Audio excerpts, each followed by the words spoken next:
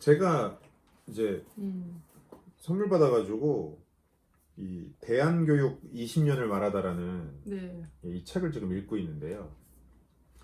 지난 20년간 대한교육 운동을 하셨던 분들이 이제 나름대로 본인이 바라보는 지난날의 20년이 우리나라가 이제 대한교육이라는 게 20년 대한학습 밖에 안 이게 되네요. 20년 됐대요.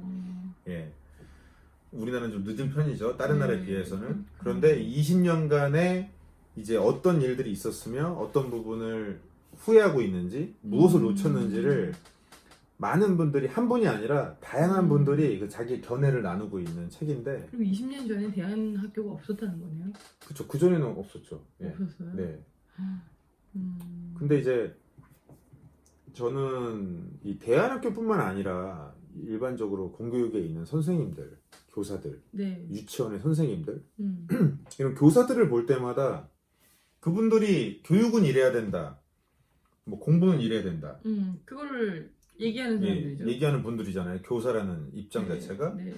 저는 항상 궁금했던 게 그들은 자기 아이를 어떻게 키우고 있을까? 저는 그게 어릴 때부터 너무 궁금했어요. 왜냐면 이렇게 학교에서도 보면 대체적으로 선생님 자식들이 되게 사고 많이 치고. 그렇죠. 네. 네.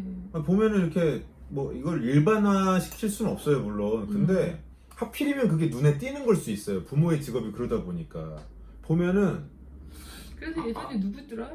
어떤 교사가 어떤 책을 냈는데 자기가 교사이면서도 자기 아이들을 이렇게 형편없이 키우고 있다는 걸 고백하는 어떤 내용이었는데 그분이 그렇게 막 거기에서도 얘기하더라고요. 정말 내가 그러니까 데리고 있는 애들은 보이지 않고 그러니까 나가서는 뭔가를 외치는데 집에 오면 못하는 거죠. 그래서 예전에 이렇게 주변에 사고 치는 애들 봐도 부모님이 경찰인 케이스, 군인인 케이스, 선생님인 케이스, 교수, 목사님인 케이스, 장로인 케이스, 뭔가 이렇게 아니 유난히 다른 분들보다 훨씬 더 뭔가 이렇게 체계도 잘 잡고 룰도 잘 만들고 그럴 것 같은데 이 사회에서 그런 네. 역할을 하는 분들이잖아요, 이분들이. 네, 그러니까요. 예. 근데 사회 룰을 만들어 주느냐고 너무 바빠서 자기 가족은 못 챙기는 건지. 근데 그런 사람일수록 책임감을 더 가져야 되지 않을까 싶은데. 근데 그 아이들을 이제 그런 아이들을 얘기를 들어보면 그 부모에 대한 그 직업을 갖고 있는 부모에 대한 이들의 감정은요, 불신 정도가 아니라 위선자로 보더라고요. 예. 그러니까 말로만 그럴 뿐. 당신이나 잘해 이거죠. 전혀 그것이 실천한 사람이 아니다. 그러니까. 다른 사람들 앞에서만 저렇게 하는 것뿐이지 가짜다라는 인식이 많아서 저는 그게 되게 겁났었어요. 그래서 제가 어떻게 보면은 이제 저 역시 이제 뭐 제가 교육자는 아니었지만 어떻게 보면은 이제 야학 같은 걸 했던 거잖아요. 그렇죠, 교육자죠. 학생들한테 이제 그런 여러 가지 시도를 했던 거잖아요. 네. 어떻게 보면 이제 라이프 코칭 같은 개념에서의 어떤 컨설팅을 하는 거였는데 교육자라기보단.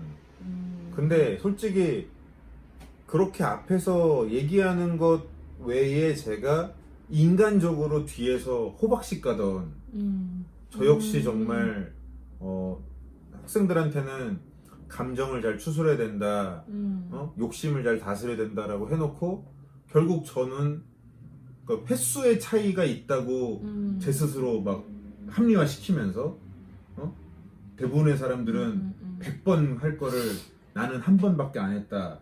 다른 사람들은 100번을 못 참을 거를 나는 이렇게 뭐 한 번밖에 나는 못 참은 거, 못 참은 그런 사건은 한 번밖에 없었다. 이런 식으로 굉장히 문제를 많이 야기시키는 사람과 저를 비교하면서 합리화시켰을 뿐 솔직히 저 역시 앞에서 얘기하는 것과 실질적인 저는 달랐던 위선적인 모습이 저한테 있다라는 걸 전 자각을 했어요. 그래서 그게 너무 두려웠어요. 아이가 태어났을 때. 내 아이가 태어났을 내 아이가 태어났을 때. 물론 그렇다고 해서 아이가 태어나고 정신 차린 것도 아니에요. 그렇죠. 예.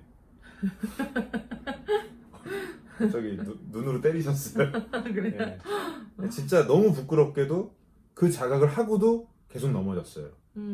그러다 보니까 아이가 크면 클수록 와 이게 진짜 미치겠는 거예요. 차라리 내가 그냥 이혼을 하고 이런 아빠가 없는 게 아이한테 도움이 되지 않을까.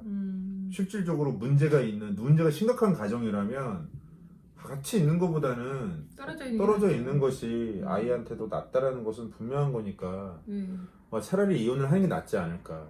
그런 생각부터 정말 죽고 싶은 생각까지 정말 많은 괴로움 속에 있었던 것 같아요. 그래서 다시 정말 마음 먹고 이제 만 6년 전부터 횟수로 7년 전부터 정말 다시 태어나자 다시 태어난 제가 되어서 정말 계속해서 예전에 저의 때를 벗기려고 노력을 했던 건데 이 과정 동안에도 계속 생각했던 부분은 역시 그거였어요. 우리 아이들이 아빠는 다른 사람들한테 하는 말과 집에서 하는 내용이 달라. 아빠는 위선자야. 이런 얘기를 듣지 않는 사람이 되자라는 그거 하나를 좀 바라보고 달려왔던 것 같아요.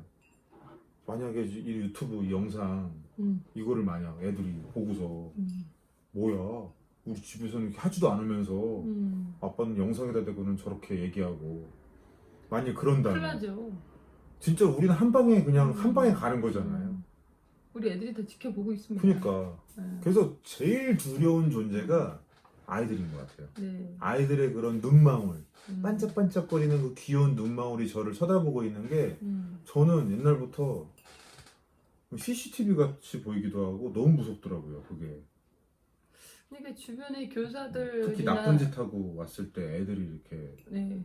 그 눈망울로 쳐다보면 그러니까 당신이 쳐다보는 거는 물론 그때 당신은 이제 저한테 관심이 없었으니까 그리고 당신은 막 뭐 걸리지만 마 뭐 알아서 풀고 살아 너무 그런 것도 안 좋아 막 이런 얘기를 하시던 분이었기 때문에 저는 되게 그게 더 외롭기도 하고 막 그랬었는데 애들은 정말 순수한 눈으로 딱 쳐다보잖아요. 우리 아빠가 세상에서 최고고 우리 아빠 너무 멋진 사람이고 이런 눈으로 쳐다보는 게 자괴감이 막 드는 거야 이게.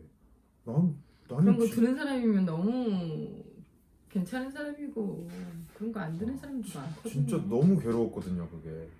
그런데 근데 교사들을 볼 때 근데 이제 한편으로는 저는 교사들이 자기 아이들에게 어떻게 보면은 되게 더 잘해야 되겠다라는 그런 마음도 있는 것 같아요. 그래서 더 못하는.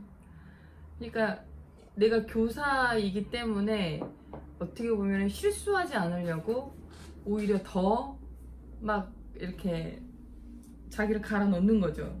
근데 이제 그런 분도 있겠지만 그런 모습을 제가 아이들이 봤던, 봤을 때는 제가 봤던 어떻게 몇몇의 보면, 교사들은 그런 분보단 오히려 너 아빠가 엄마가 선생님인데 네가 이따위로 하면 돼?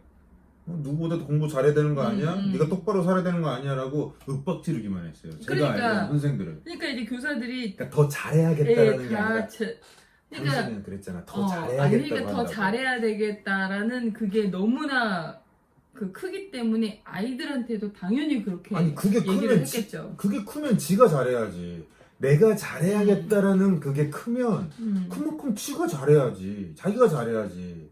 지가라고 해서 죄송합니다. 본인이 잘해야지. 근데 당신이 얘기한 그게 아니라 내가 잘할 생각을 하지 않고 내가 잘해야 된다 생각을 하는 게 아니라 내 자식이 잘해야 된다는 생각에만 사로잡혀 있더라는 거죠. 그러니까 저는 이 잘해야 된다는 게 어떻게 보면 나는 교사들도 똑같은 부모잖아요. 네. 많은 사람들이 근데 교사들이 아닌 부모들이 뭐 이렇게 좀 실수하고 자기네 애들 못 키우면 뭐 아무 말 안 하는데 교사들이 아이들을 못 키우면 사람들이 더 더 욕먹잖아요. 네. 그러니까 나는 이제 그 부분을 얘기하는 거지. 교사들은 어떻게 보면은 그거에 대해서 이 사람들도 이 교육에 대해서 정말 학교에 선생님들이 우리나라 공교육이나 뭐 이런 거에 대해서 얼마나 고민을 하고 생각을 하는 사람들을 많이 만나봤어요? 솔직히 나 그냥 똑같다고 생각하거든요. 아니 교육에 대한 생각은 많이 하죠. 교육에 대한 생각은 많이 하죠. 공격에 대한 생각은 당연히 많이 하죠. 그게 자기네 밥벌이고 그쵸? 그 트랙이 온전해야 자기네들이 꾸준히 거기서 성장할 수 있으니까 그러니까 그냥 그 생각을 많이 하죠. 맞벌이만 그냥 돈벌이만 생각하는 거지 그쵸. 정말 근데 아이들을 위한 교육을 그쵸. 생각하냐는 아이들을 거예요. 위한 인생을 얼마나 생각하냐는 그러니까 거죠. 그런 건 생각을 안 한다는 거지. 자, 그런데 그런 생각을 열심히 하는 분들도 봤어요. 그런 이야기를 많이 하는 분들도 봤고 네. 특히 이 대안학교 이쪽의 어떤 교사들이라면 저는 그런 고민을 정말 많이 하신 분들이라 생각을 해요. 그런데 예전에 제가 대안학교 쪽에 관계하고 있었던 그런 분들하고 또 대화를 나눠봤을 때 그분들의 이야기를 들어보면 그곳에 있는 교사들 역시도 마찬가지예요? 자기의 아이는 그렇게 안 키우고 있더라는 거죠. 저는 이 부분이 너무 이해가 안 가는 모순이라고 생각해요. 나는 못하면서 다른 사람들한테, 아니, 적어도 자기가 못하고 있다면 저는 이런 것을 몰랐기 때문에 저는 이런 것을 알면서도 이런 부분에서 왜 안 될까 이게 되게 고민 중입니다. 그거 얘기해야지. 해야 되는 것은 맞아요. 그런데 알아도 안 되는 부분이 있는 것 같아요. 네. 그것 때문에 저도 괴로워요 하면서 이 부분을 저도 연구하고 있고 이 부분이 해결이 되면 저도 공유하겠습니다. 뭐 라든지 뭔가 자기 성찰, 자기 반성에 대한 이야기가 나가면서 그런 심각성 속에서 이야기가 되면 모르겠는데 대체적으로 방송 나와서 얘기하는 분들도 그렇고 진짜 무대에서 얘기하는 대부분의 사람들은 마치 자기는 이미 그 과정을 겪었고 잘 해냈고 문제 없고 그러니까 자기가 깨달은 것을 전하는 것처럼 나온단 말이죠. 저는 근데 그렇지 않은 분들을 너무 많이 봤기 때문에 솔직히 믿지 않아요. 방송에 나와서 어떤 인간관계에 대해서 얘기를 한다거나 뭐 어떤 그 사람들은 교사나 교육자라 볼 수는 없지만 어쨌든 뭔가를 가르치는 티칭을 하고 있는 코칭을 하고 있는 분들이라고 보면 정말 우리들이 모두 알고 있는 익히 유명한 그런 분들이 많이 있잖아요. 근데 그분들이 과연 본인들이 말하는 것을 진짜 그렇게 살면서 얘기하고 있냐라는 거죠. 그리고 그 알고 있는 것을 얘기할 때 얼마나 이것이 알무로 들어왔다 하더라도 이것이 실천으로 되는 것이 얼마나 힘든지 그 힘든 부분을 채워나가기 위해서 어떤 훈련을 하고 있는지까지 자기 반성을 하면서 공유하는 사람이 얼마나 있냐라는 거죠. 대체적으로 얘기하다 장난스럽게 아유 나도 잘 안 돼 뭐 이런 얘기도 하지만 네네. 굉장히 가벼워요? 가볍죠. 그렇죠. 가볍게 느껴지고 교육이 그런 건가? 교사라는 입장이 그런 건가? 다른 사람에게 인생을 얘기하는 그 입장에 있는 사람들이 저렇게 가벼워도 되는 건가? 그런 생각이 들 때가 저는 정말 많았어요. 그렇겠네요. 모순적인 사람들, 진짜 위선자들. 그리고 교사들이 그런 책임을 느끼지 못하고 가볍게 생각한다면 이거는 안 될 것 같은데. 그죠. 이게 내 아이를 제대로 그렇게 키워보지 않은 사람들이 남의 아이를 함부로 얘기할 수 있을까? 다른 그리고 그런 사람한테 부모님들한테 맡기고 싶지 않을 것 같은데요. 근데 모르죠. 그쵸. 모르니까 맡기는 거지. 알면은 맡기겠어요? 그리고 다른 부모님들한테 대개 자녀를 이렇게 키워야 됩니다. 그런 얘기를 하는 것 자체가 내 아이는 그렇게 못 키우면서 다른 부모한테 얘기를 하는 거죠. 자식을 어떻게 키워야 되는지를. 심리학자들도 되게 그 심리의 박사들 막 많이들 얘기하잖아요. 아이 이렇게 키워야 된다. 그쵸. 특히 아동 심리학 쪽 얘기하는 분들. 저 너무 궁금해요. 그분들 가정을 좀 나는 방송에서도 보여줬으면 좋겠어요. 아이한테 어떻게 했는지. 아이들이 장성했다면 어렸을 때 부모님이 어떻게 했는지를 그 아이들 목소리를 통해서 저는 얘기를 좀 듣고 싶어요. 근데 희한하게 그런 거는 없어요. 프로그래밍. 그분들이 가정을 오픈하지 않아요. 아이들을 오픈하지 않아요. 차라리 그런 것도 오픈하고 그러면 훨씬 더 신뢰도가 있을 텐데. 그렇죠. 그 뭔가 제가 워낙 이제 의심이 많은 인간이어서 뭐 저의 문제일 수도 있겠지만 그렇다면 이런 신뢰가 안 가요. 교사들, 선생님들 뭐 이제 이런 분들도 정말 가정에서 부부가 또 아이들과 함께 어떻게 해 나가는지 그게 또 궁금하네요. 네. 그게 또 어떨지. 그래서 여기서도 보면 이게 대안 교육이 어려웠던 부분들 이제 제가 빨리 읽을 테니까 당신도 읽어보세요. 네네. 대안 교육이 지금까지 왜 어려웠는지를 쫙 얘기를 하는데 정말 되게 많은 공부가 돼요. 그런데 항목 하나하나마다 계속 머릿속에 떠오르는 게 네. 정말로 이분들이 다 자기 가정에 이 교사들이 자기 가정부터 이걸 했을까? 하고 있을까? 네, 뭐 뭔가 그런. 한국이 뭔가 좀 전체적으로 안 좋은 뭔가가 있는 것 같아요. 그러니까 내 가정 민주화 운동을 하는 것을 제가 폄하하는 건 아니에요. 맞아요. 민주화 운동 정말 훌륭한 운동이었고 한데 민주주의 사회를 만들겠다라는 열망이 있어서 맞아요. 광장으로 뛰어나가는 만큼 내 가정을 민주주의 사회로 만들고 있냐라는 거죠. 안 하고 있죠. 네, 돌아오면 김대리 교수 얘기하는 네. 것에도 그 그러잖아요. 책에서도 나오잖아요. 밖에서는 그렇게 민주화 운동을 하면서 집에 돌아오면 권위적이고 아이들한테는 완전 그렇게 되고. 독재적이고 뭐야 집에서는 왜? 독재자 타도 외치고 와서 네. 집에서는 아빠가 독재자야. 이런 모순. 네네. 내 거는 못하면서 남의 거에 대해서 손가락질은 되게 잘하는 문화이지 않나. 그걸 우리가 반성해야 되지 않나. 네. 그러니까 교사들도 내 아이들은 못 키우면서 남의 아이한테 뭔가 이래야 된다 저래야 된다. 남의 맞아요. 부모한테 이래야 된다 저래야 된다. 말은 잘하는 사람들이지 않나. 네. 뭔가 이 종교시설에 있는 지도자들도 그런 리더들도 자기 인생은 그렇게 못 살면서 남한테만 설교 잘하는 그런 사람들이 너무 가득한 사회이지 않나. 그리고 나는 못 바꾸면서 나에게 주어져 있는 가정, 나에게 주어져 있는 관계는 못 바꾸면서 결국에는 또 다시 되돌아와서 가정이 회복되고 가정이 중심이 딱 잡히지 않으면 나가서 얘기할 수도 없는 거죠. 사실 얘기하면 안 되죠. 창피한 걸 알아야죠. 그거는 진짜 정말 이거는 너무 부끄럽다라는 걸 알아야 되는 것 같아요. 그만큼 더 겸손하고 말을 하더라도 정말 겸손한 자세로 참 이게 예전엔 몰라서 못했는데 이제는 아는데도 왜 안 되는지 모르겠다. 그런 부분을 막 정말 눈물 쏟으면서 얘기를 한다면 저는 괜찮다고 봐요. 하지만 마치 자기 자신은 정말 되는 잘하고 있는 것처럼 자기네 부부는 문제 없는 것처럼 자기네 아이들은 자기네 가정 경영은 너무 잘하는 것처럼 그렇게 얘기를 하면서 밖에서 막 얘기를 하는 그때 그 부부가 생각나네요. 네, 저는 그런 경우는 정말 이제 우리가 문화적으로 이 사회가 지금까지 이 나라에 존재했던 모든 교사들이 자기 가정만큼은 정말 잘 돌봤다면 과연 이 사회가 어떤 사회였을까? 그렇죠. 정말 교사의 지금 위치가 바닥에 떨어져 있잖아요. 그렇죠. 저는 굉장히 존경받는 위치에 좀 굳건히 있었을 거라고 생각해요. 그래도 교사들 가정들은 다르더라. 교사들이 자기 자신만큼은 정말 잘 키우더라.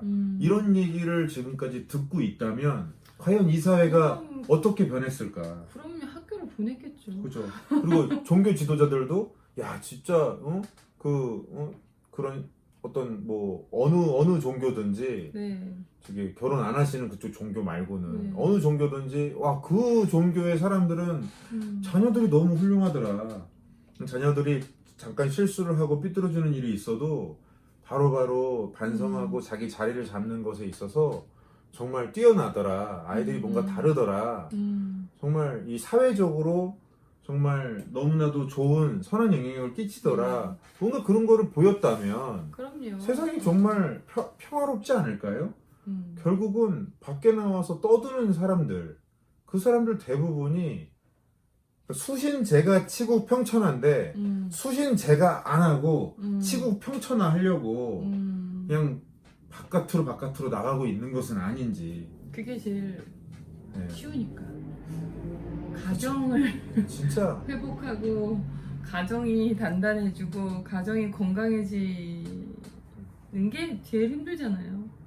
뭐 진짜 폄하하려고 얘기하는 것은 아니나 정말 우리가 지난날에 이 사회에서 일어났던 부분들을 보면서 반성하고 정말 누군가에게 가르치는 입장에 있는 사람이라면, 근데 사실 부모라면 당연히 자녀 가르쳐 줘야죠.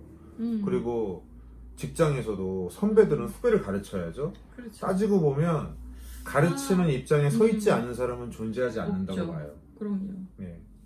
그러면 뭔가 내 입에서 나가는 것이 내가 하고 있는 것을 얘기하고 있나, 또는 내가 알고는 있는데 하고 있진 못한 것을 얘기하고 있지는 않은지. 그러면 알고 있는데 하고 있지 못한 걸 얘기할 땐 어떻게 얘기해야 되는지, 이런 부분들을 좀 자각을 맞아요. 하고 맞아요. 부끄러운 줄 알고 얘기를 할 수 있는 사회가 되었으면 좋겠어요. 맞아요. 네. 참. 좀 개인적으로 되게 답답하게 여기고 있고, 지난날에 제 자신에 대해서도 바라보면서 왜 그랬을까를 봤을 때 이런 모순을 좀 더 바로잡고 함께 으쌰으쌰 하면서 네네. 이렇게 고쳐나가려고 하는 사회였다면, 그런 나였다면, 또 그런 무리와 함께하고 있었다면 얼마나 좋았을까, 그런 생각이 좀 뼈아픈 게 있기 때문에 이 부분에 대해서 좀 더 심각하게 예의주시하고 있는 것 같아요. 네. 참 뭐 답이 안 나오는 얘기인데, 참 적어도- 마음이 좀 그러네. 예, 음. 우리는 그렇게 살지 않도록 노력합시다. 네. 몰라서 못하는 거는 어쩔 수 없지만 알면서도 우리는 못하는 뭐, 부분은 그쵸. 계속해서 훈련해 나가고, 우리도 얘기했듯이 또 우리 가정을 다시 한 번 더 또 네, 계속 점검하고 점검하고 내 다시 자신을 한 번, 점검하고, 그렇죠. 그게 필요할 것 같아요. 계속해서 노력해 나가면서 음. 우리가 완전하지 못한 모든 부분에 있어서 완전하지 못한 상태니까 그만큼 이야기할 때 경솔하지 않게, 교만하지 않게 이야기할 수 있도록 맞아요. 더 노력하고, 우리가 이렇게 다른 분들한테 얘기하는 것은 이게 우리가 다 완전히 잘 되는 상태에서 얘기를 하는 것이 아니라 오히려 이게 거울을 보고 얘기하면서 맞아요. 우리 자신한테 하고 있는 얘기라는 것을, 그래서 계속해서 끊임없이 점검하고 노력하고 개선해 나가려고 정말 죽는 날까지 계속해서 걸어갈 것이라는 것을 각오하는 순간순간이라는 것을, 예, 그것을 우리가 더 다짐하고 좀 우리 자신부터 예의주시하는 그런 자세로 살아가야겠다 생각이 네. 드는 것 같습니다.